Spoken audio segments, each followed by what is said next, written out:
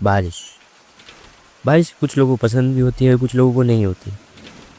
और कुछ बारिश ऐसी होती है जो जिंदगी भर के लिए पूरी याद बन के रह जाती है। ये कहानी है रवि की। रवि एक आम लड़का था। पिता की मौत के बाद घर की सारी जिम्मेदारी उस पे थी। एक 7 साल का भाई और एक माँ के सिवा उसका कोई नहीं था। बहुत खोजने के बाद एक किराने की दुकान पे काम मिला। रोज वो किराने की दुकान पे काम करता। वो दुकान उसके गांव से थोड़ी दूर थी और मेन रास्ता बहुत लंबा था। रवि हर दिन एक शॉर्टकट पकड़ता था, एक पुराना सुनसान रास्ता, जहाँ ना कोई रोशनी होती न लोग। लेकिन रवि को आदत हो गई थी। उसने कभी डर महसूस नहीं किया। लेकिन एक दिन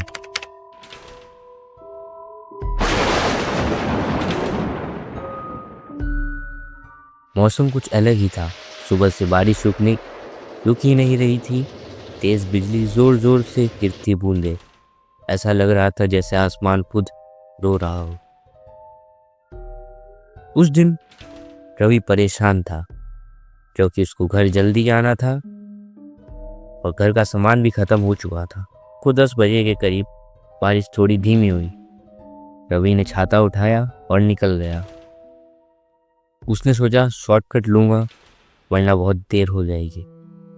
रास्ता हमेशा की तरह सुनसान था, लेकिन इस बार कुछ अलग था। आज तो एक कुत्ता तक नजर नहीं आया। उसने सोचा बारिश है, इसीलिए कुत्ते शायद नहीं है। रास्ते के बीच में उसने एक छोटी सी लड़की को देखा।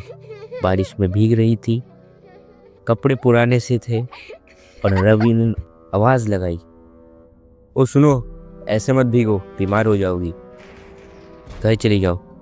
लेकिन उस लड़की ने कुछ नहीं कहा, बस बारिश में आगे चलती गई। रवि को अजीब लगा, लेकिन उसने सोचा क्या पता किसी काम से जा रही हो।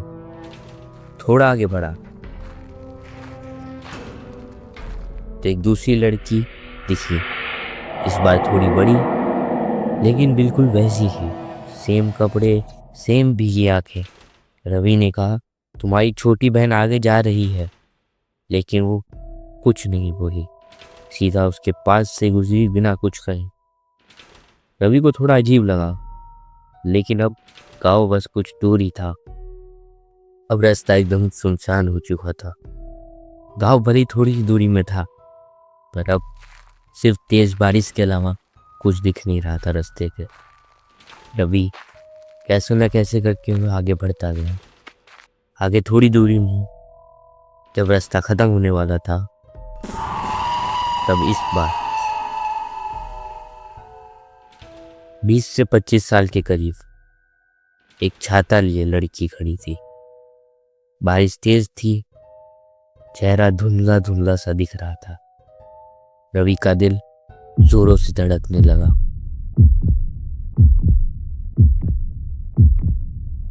उसने आंखों से बचते उसके पास से निकलने की कोशिश की। तभी एक ठंडी सी आवाज आई, रुको, मेरी बहनों को देखा है तुमने?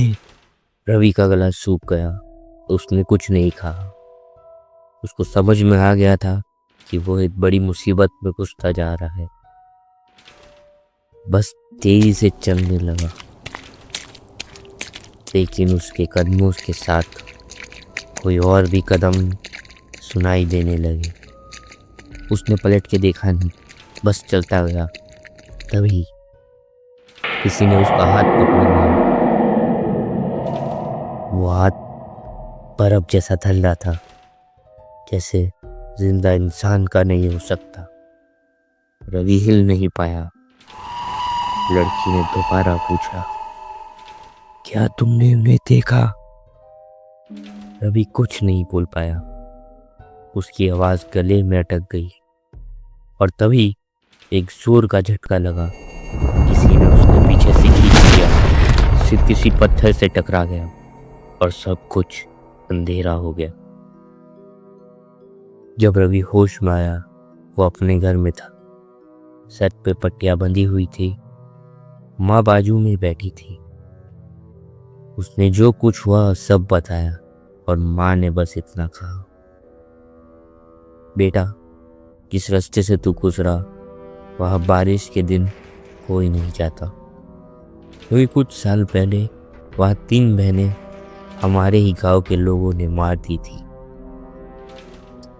उनकी लाशें उसी रास्ते में मिली थी और तब से बारिश में वो वापस लौट आती है किसी रूह की तलाश में, बदले की आग में। रवि तो बच गया,